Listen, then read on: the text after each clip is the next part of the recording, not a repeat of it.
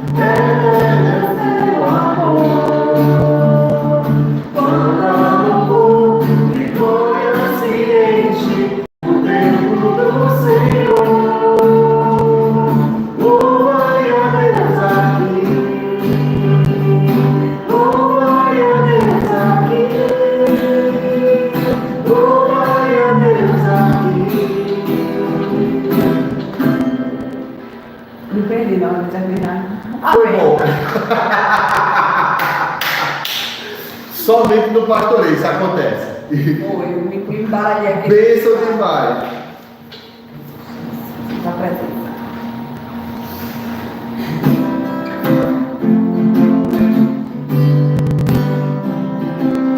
Jesus, em tua presença, eu me encontro aqui.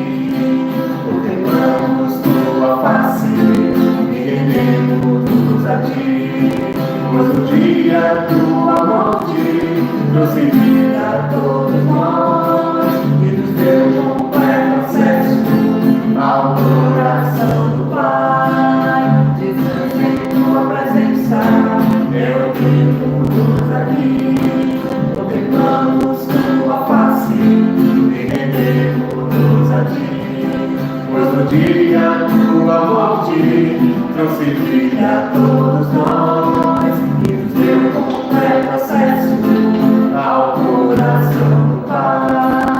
E o véu que separava já não separa mais. A luz que outrora apagada, a glória e cada dia brilha mais. Só pra te adorar e fazer teu nome grande e te dar o louvor que é devido. Estamos nós aqui e o véu que separava já não separa mais.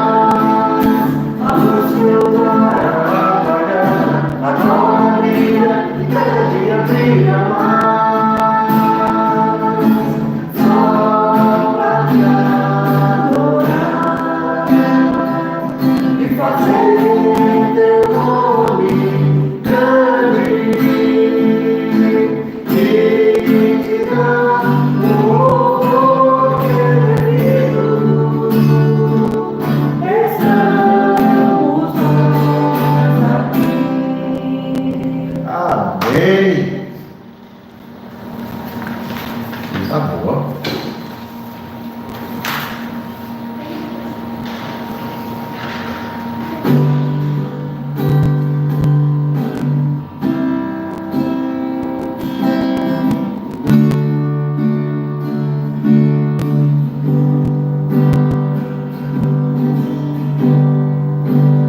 Perto quero estar,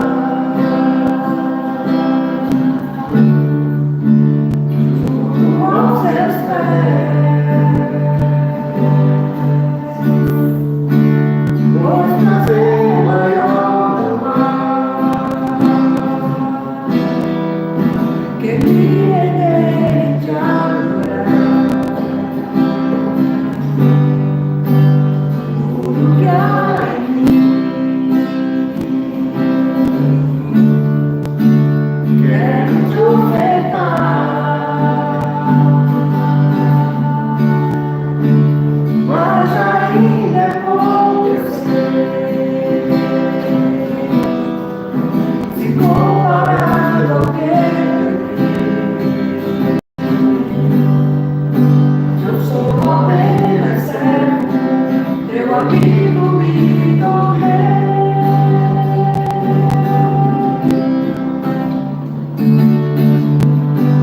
Te louvarei, não importa quais circunstâncias, adorarei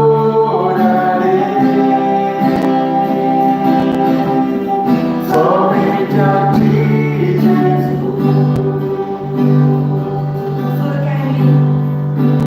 Tudo que há em mim quero te ofertar, mas ainda é pouco eu sei, se comparar ao que não sou apenas servo, teu amigo me tornei.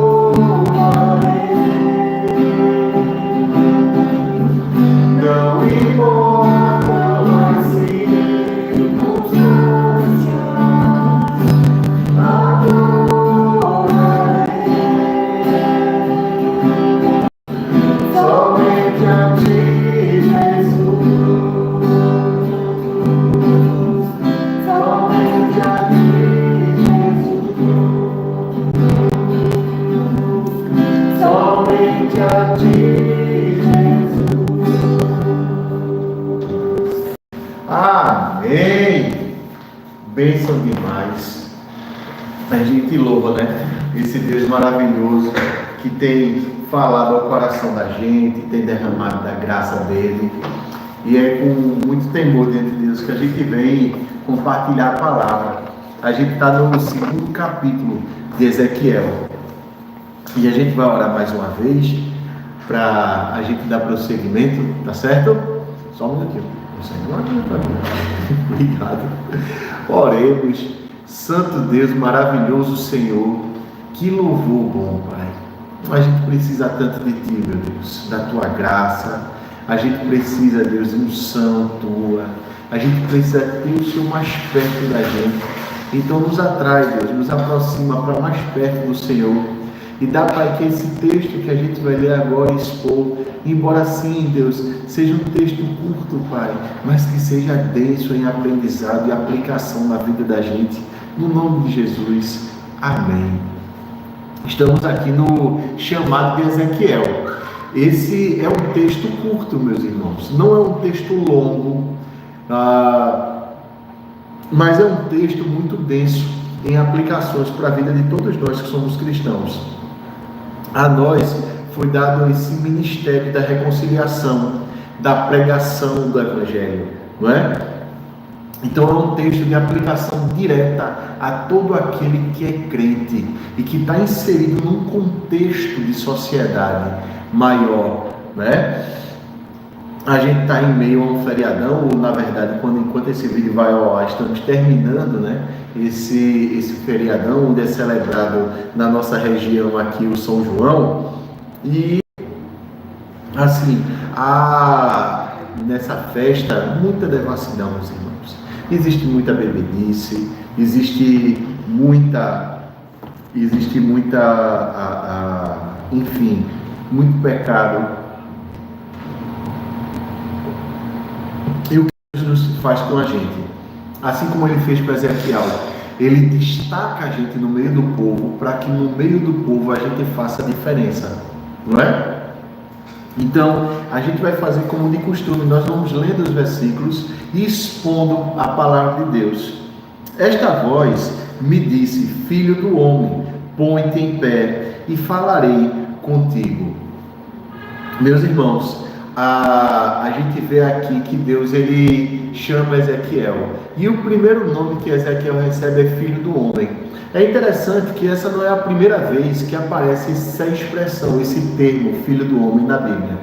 Daniel, mais à frente, vai falar, e Salmos, mais atrás, também vai falar. No livro de Salmos, a ideia é expressar a natureza humana propriamente dita, enquanto tal, porque no livro dos Salmos diz assim: o que é o filho do homem para que dele te lembres? E ali ele está invocando simplesmente assim a matéria humana, o ser humano puro, simples, sem nenhum tipo de qualificação. Um caminho parecido está sendo tratado aqui em Ezequiel, que é diferente de quando Jesus chama a si próprio de filho do homem. Vamos entender primeiro Ezequiel? Ezequiel, ele recebe de Deus esse nome, filho do homem. E essa expressão no contexto de Ezequiel aqui, assim como também lá no livro dos Salmos, ela quer dizer respeito simplesmente a esse homem que é simples e que deve se colocar numa posição de humildade diante de Deus, né? A gente sabe disso pelo todo do texto, sabe? Então, o que nós percebemos aqui é que Deus destaca Ezequiel do meio de um povo exilado, um povo que estava completamente falido em todos os sentidos. Era uma nação que deixara de existir enquanto tal, e agora existia somente como uma espécie de etnia dispersa, que não desfrutava de riqueza nenhuma, de prestígio nenhum, nem tampouco de liberdade nenhuma, e agora se encontrava em estado de humilhação. Só que, no entanto, não desistiu da sua empáfia, não desistiu da sua arrogância, não desistiu da sua prepotência, enfim, não abriu mão do seu orgulho. Então, Ezequiel ele é chamado a essa humildade. Isso se aplica direto ao nosso coração. Meus irmãos, numa época como essa, as pessoas muitas vezes estão endividadas, mas para uma farra conseguem dinheiro, não é? Nessa época, muita gente esquece tudo que está passando e quer simplesmente celebrar e esquecer de tudo, manter o seu orgulho pessoal, manter a sua vaidade pessoal, talvez apelar para um certo regionalismo, ou ao mesmo tempo não quer, enfim, abrir mão da sua vaidade quando se encontra com a sua família e diz que está tudo muito bem.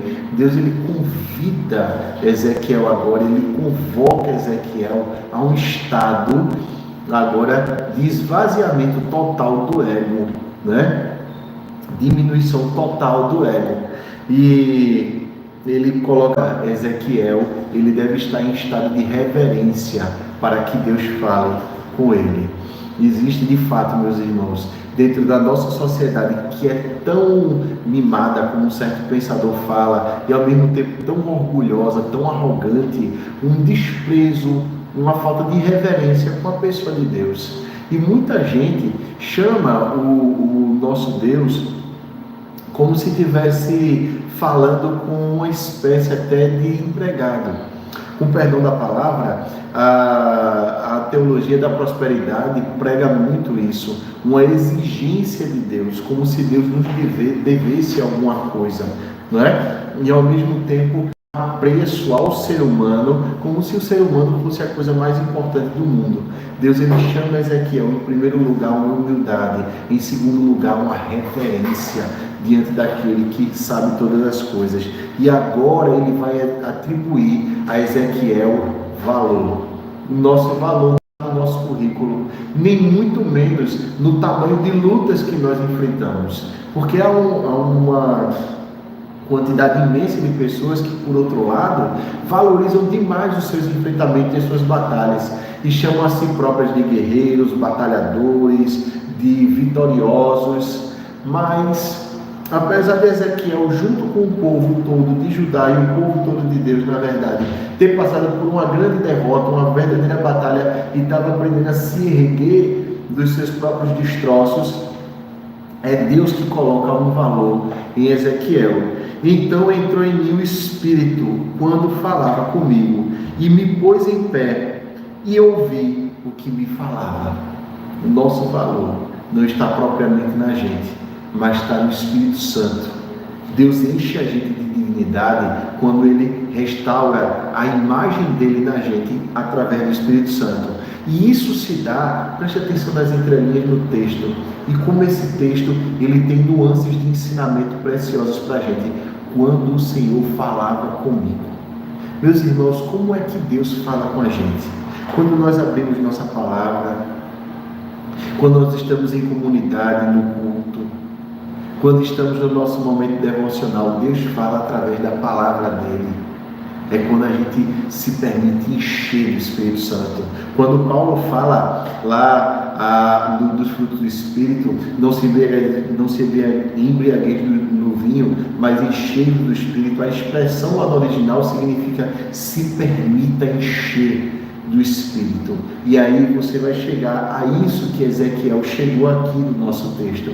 Ezequiel, ele diz assim: então eu entendi o que o Senhor estava falando. Não é simplesmente o ato de você abrir a palavra, mas é você abrir a palavra reverentemente e dizer assim: eu preciso do Senhor, meu Deus. É quando a leitura da palavra ela é acompanhada de uma oração sincera e contrita, de alguém que diz assim: eu preciso do Senhor. Senão vai ser a leitura, simplesmente a pessoa vai ler e vai conseguir de fato algum conhecimento intelectual, mas que vai agregar muito mais a vaidade da pessoa do que a humilhação da pessoa descobrir que só há valor nela de fato se o Senhor assim o atribuir, né? Ele me disse: filho do homem, eu te envio aos filhos de Israel, às nações rebeldes que se insurgiram contra mim. Eles e seus pais prevaricaram contra mim, até precisamente ao dia de hoje. Não interessa, meus irmãos, simplesmente a nós o ter o poder de Deus, sem que esse poder obedeça a algum propósito designado pelo próprio Deus. Então no nosso meio evangélico, uma quantidade imensa de pessoas que quer demais o poder de Deus, né? Que quer se passar por um grande vulto, como Paulo usa essa expressão, né? Que quer graçar como um irmão ungido, como alguém que detém até muito conhecimento bíblico, ou que é alguém que tem assim um poder, uma aura, entre aspas, que a gente nem acredita nisso, né? Mas auréolas, assim, coisas assim espirituais. Mas o nosso Senhor, Ele nunca vai chamar nenhum de nós a conhecer o seu poder, se não tiver também nisso daí uma missão, uma articulação missional desse poder, onde esse poder ele vai ser pregado às pessoas e vai convidá-las, conclamá-las, convocá-las ao arrependimento de pecados. Há essa diluição do evangelho hoje em dia por parte de muitas igrejas e que afrouxam e que não falam sobre pecado, né? Que num período como esse, meus irmãos, alivia. Diz assim, não, tudo bem, é uma expressão cultural, a pessoa vai a uma festa, a pessoa vai beber, vai desfrutar, só que biblicamente a coisa não funciona assim, a coisa não deve caminhar assim. Biblicamente, nós somos santificados ao nosso Deus, então nós temos uma noção bem definida de pecado. Nós precisamos entender isso. E é Deus que vai qualificar esse povo, né? Ele diz assim, eu vou enviar você, Ezequiel, a todos esses povos que são, assim, rebeldes, nações que são rebeldes, que se insurgiram contra mim, ele e seus pais. Então já é uma coisa que vinha de gerações. Quando ele fala dele e seus pais, ele fala eles enquanto família e ele enquanto geração. É o tempo e o espaço, eles estão totalmente entregues ao pecado. E Deus vai dizer como é que eles são agora, versículo 4. Os filhos são de duro semblante, obstinados de coração. Eu te envio a eles e lhes dirás, assim diz o Senhor Deus. Eles, quer ouçam, quer deixem de ouvir, porque são casa rebelde, hão de saber que esteve no meio deles um profeta. Então Deus diz assim, olha, você vai ser enviado, e você vai ser enviado independente do resultado. Nós, por outro lado, queremos demais isso, meus irmãos. A gente quer pregar e quer que as pessoas assimilem a mensagem, se arrependam, se convertam, não é? Mas Deus ele já está de antemão dizendo aqui, olha, independente do resultado, Ezequiel, esse povo é um povo que não se curva. Eles não têm interesse em abrir mão da sua vaidade, da sua arrogância. Deus, por um lado, então, contrasta agora a humildade de Ezequiel, a imagem dele restaurada em Ezequiel, com agora esse povo rebelde, de coração obstinado, que não está disposto a mudar com a palavra dele. Então, há uma diferença enorme, gritante aqui. E quando existe essa diferença enorme, essa diferença gritante, quando esse povo se encontra com Ezequiel, aí talvez o profeta vai ter razões para temer. Versículo 6, então, diz assim, tu, ó filho do homem, mais uma vez, né? Tu, ó filho do homem, em outras palavras, você que é humilde, pequeno, eu tenho consciência da sua fragilidade, Ezequiel. Eu tenho consciência, então, Ezequiel, da sua vulnerabilidade. Eu tenho consciência, Ezequiel, da precariedade, da condição humana, enquanto tal. Mas Deus, então, está dizendo assim, tu, ó filho do homem, não os temas, nem temas as suas palavras, ainda que haja sarças e espinhos para contigo, e tu habites com escorpiões, não temas as suas palavras, nem te assuste com o rosto deles, porque são casa rebelde. Ezequiel, eu entendo que você vai estar sozinho e que você vai pregar um povo rebelde.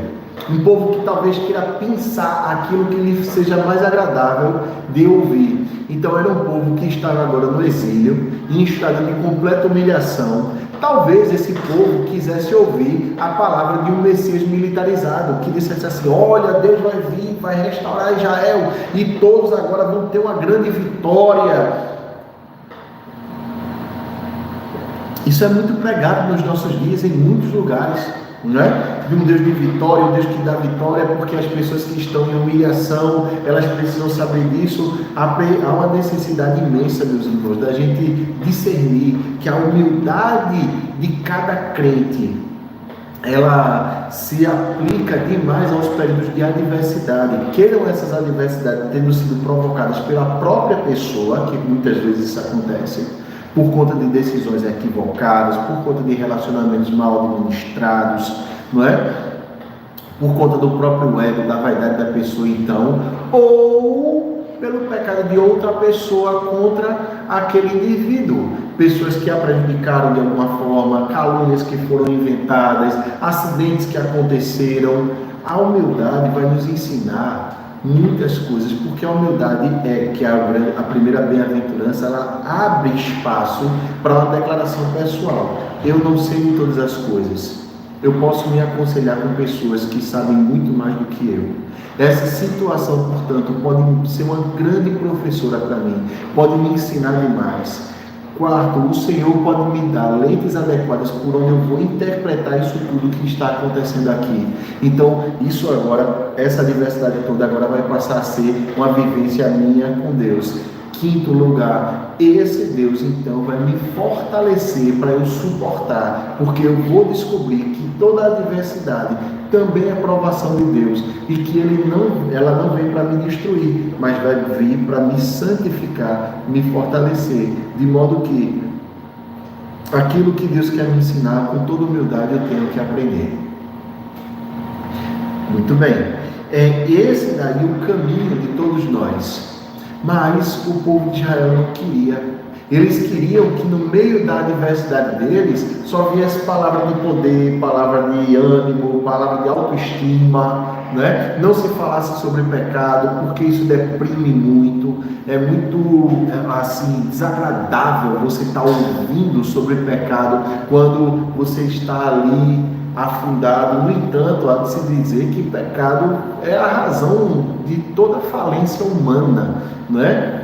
O pecado sempre está por trás disso daí, como eu já referi, o pecado nosso ou de outra pessoa, mas o fato é que está lá, não é? E há uma necessidade nossa da gente ser santo nesse sentido. Então Deus está chamando Ezequiel à santidade para que este chame esse povo ao arrependimento. Mas tu lhes dirás as minhas palavras, quer ouçam, quer deixem de ouvir, pois são rebeldes. E aqui, Ezequiel, há uma necessidade de você ser fiel a mim. Você vai falar o que eu disser para você, independente do resultado, Ezequiel. Independente do resultado. É quando a gente diz assim, mas se eu falar sobre isso, as pessoas não vão querer ouvir. O resultado é com Deus. A palavra do Senhor não volta vazia, mas ela vai frutificar para aquele propósito que Deus designou. Nem que seja para quando essa pessoa chegar diante de Deus lá em cima, naquele dia, Deus vai dizer assim para ela: eu enviei um servo meu para pregar para você. Você ouviu? Né?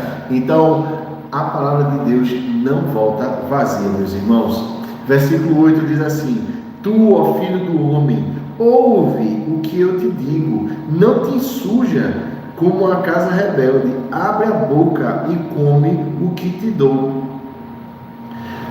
Aí o Deus ele manda agora uma preventiva, né?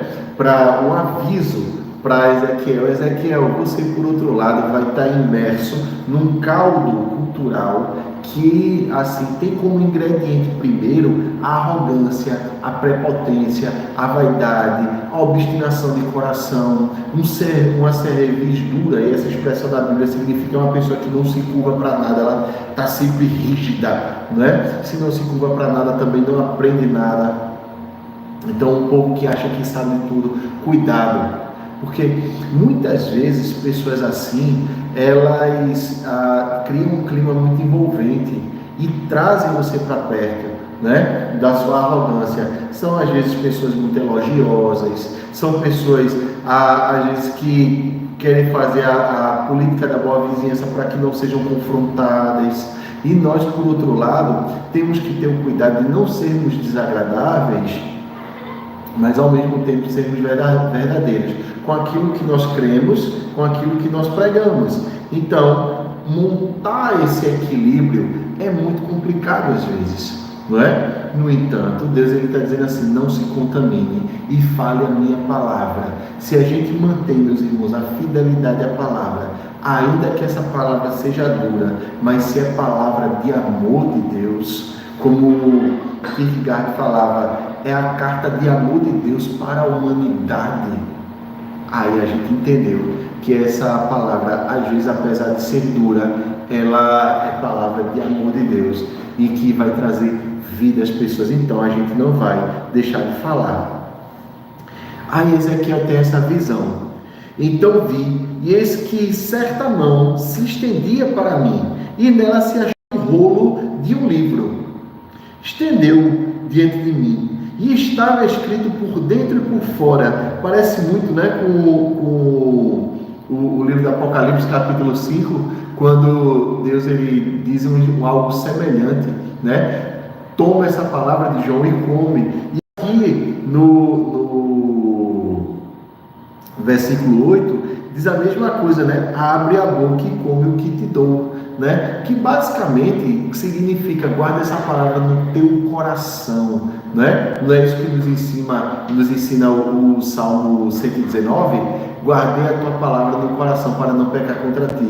Então a forma da gente não ser diluído nessa cultura é a gente guardar a palavra, porque a palavra nos santifica, né? Santifica-os na verdade. A tua palavra é a verdade. Foi assim que ensinou Jesus em João capítulo 17, salvo engano. João capítulo 17, a oração sacerdotal de Jesus. Então, esse Jesus, ele entra na mesma consonância de palavra que Deus está falando aqui a Ezequiel. Jesus é a palavra encarnada, é tudo uma só mensagem, meus irmãos. Isso aqui é a preciosidade da palavra. Por isso que a palavra ela é supracultural e supratemporal, ela está acima do tempo de todas as culturas. Então, Deus, ele ao longo da história tem chamado o povo dele a se destacar da sociedade através da palavra. Então, se você quiser ser uma pessoa que faça diferença realmente na sociedade, você só faz isso a partir dos pressupostos da palavra de Deus na sua vida, ok? Então, estendeu, versículo 10 e último, estendeu diante de mim, e estava escrito por dentro e por fora. Interessante, né? Igual a visão que João teve, nele estavam escritas lamentações, suspiros e ais. É tão semelhante, não é, àquilo que João também viu. Deus também dá essa mesma visão. E Deus diz assim: olha, existem lamentações, existem suspiros, existem ais. Isso tudo porque, à medida que a pessoa ela não aprende com a sua diversidade, que ela não se curva, que ela não declara a sua humildade, a sua humilhação, dizendo que precisa chegar mais perto de Deus para essa pessoa vai apostar na sua experiência, a sua experiência vai falhar, como foi o que aconteceu com o povo de Israel. Vai apostar nos seus recursos e os seus recursos vão falhar, como aconteceu com o povo de Israel. Vão apostar nos seus aliados, como aconteceu com o povo de Israel, e os aliados vão falhar. Vão apostar nas suas lideranças e elas vão falhar. Todo aparelhamento humano, então, é falho, mas o nosso Deus eterno não vai falhar. E então a palavra diz assim: para quem são os ais? Para quem são os lamentos? Em outro momento a palavra de Deus nos diz isso: é para o nécio, é para o ímpio que não aprende. Muito sofrimento terá que curtir o ímpio, diz assim o Salmo 32, né? Final do Salmo 32. muito sofrimento terá que curtir o ímpio, né? Porque ele não aprende. Então nós somos dos que aprendem. Então nossa posição é como filho do homem. Nós somos humilhados, né? Interessantemente, meus irmãos, voltando ao tema filho do homem, que eu falei para os irmãos que eu ia citar um pouco depois, Jesus ele chama a si próprio de filho do homem. É interessante demais isso que Jesus usa, porque a expressão filho do homem que Jesus usa é diferente. Ele é filho do homem, significa que ele tem dupla natureza, a natureza humana e a natureza divina. Na natureza humana, ele conhece toda a fraqueza humana, a fome, a sede, as necessidades totais de descanso, de companhia, não é? Ele conhece todos os anseios humanos. Então esse Jesus tem capacidade de se compadecer de nós. Ao mesmo tempo que ele tem a capacidade, a natureza divina. Ele não é filho do homem, ele é filho do homem. Você entende? Somente a entonação de voz do nosso português já traz diferenciação. Não, filho do homem. Ou ele é filho do homem. Aí é outra história, não é? Ele tem uma natureza divina. Ele vê todas as nossas fraquezas, mas essas fraquezas não possuem Jesus. Ao mesmo tempo, ele tem o poder divino para redimir o nosso caminho. Então esse Jesus, meus irmãos, enquanto filho do homem, pode salvar você. Você pode pegar todas as aflições do seu coração e pode entregar a esse Jesus e dizer assim: Jesus, toma conta do meu coração e me capacita a pregar a tua palavra no teu nome. Assim a gente ora a ele, não é? Amém, meus irmãos?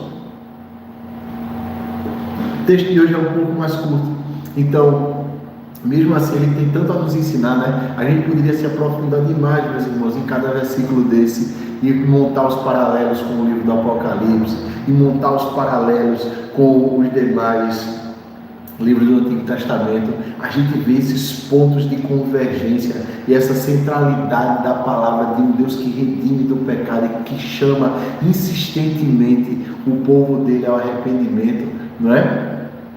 E a gente percebe que é uma mensagem só, e a gente podia conversar muito sobre isso, mas por hoje a gente está saciado dessa palavra, né? Tem muito o que a gente pensar, né? Então eu espero que os irmãos reflitam nessa palavra, revisitem o texto, leiam novamente e busquem a Deus.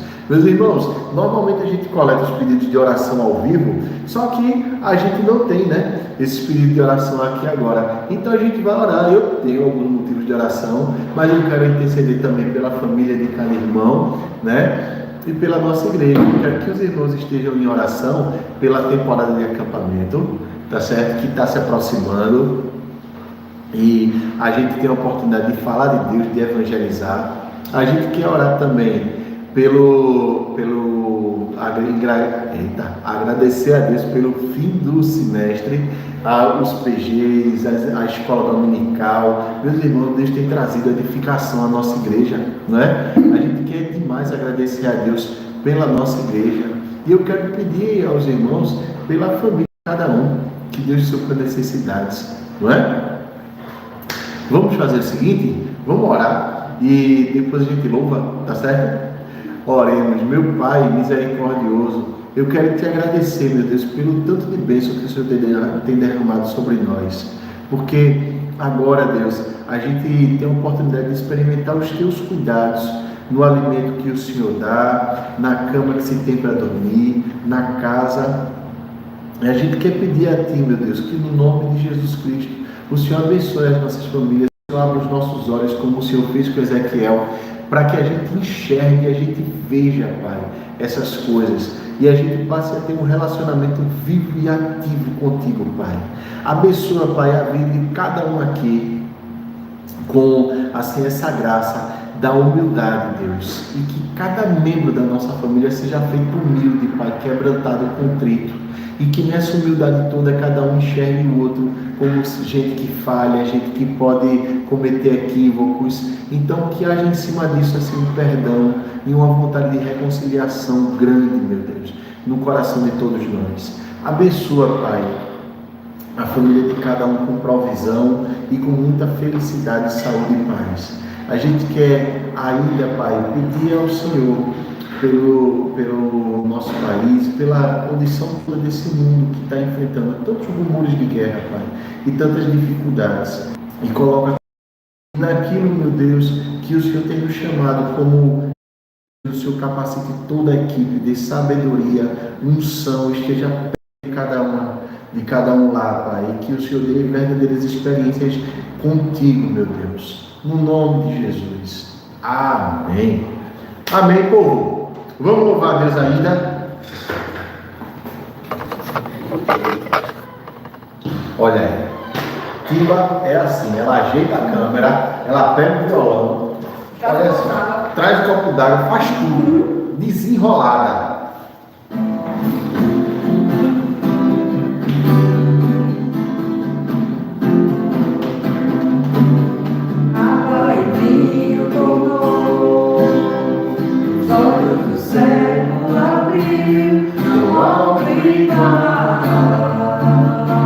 Igual a Deus, dentro da noite brilhou, das cinzas dos fez ressurgir, não há um igual a Deus.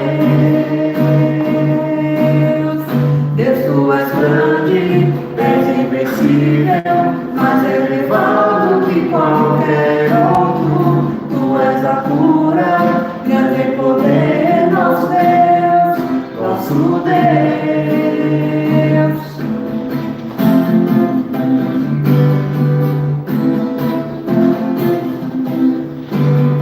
Agora em mim tornou, os olhos do cego abriu, não há outro igual a Deus. Dentro da noite brilhou, das cinzas nos fez ressurgir, não há outro igual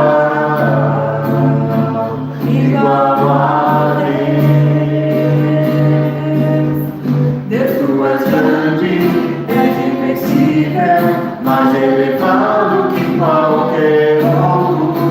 Tu és a cura, grande poder, nosso Deus, nosso Deus. Se Deus está conosco, quem pode nos deter? Se Deus está conosco, não há o que temer. Se Deus está conosco, quem pode nos deter? Se Deus está conosco, não há o que temer.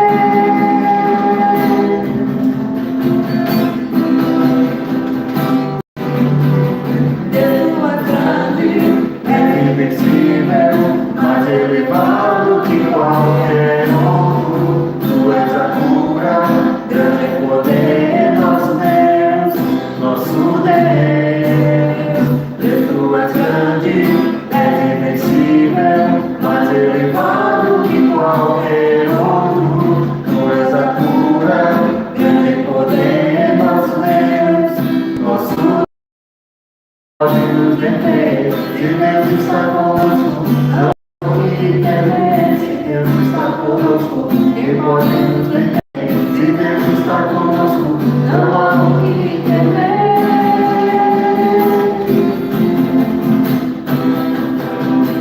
Não há o que temer.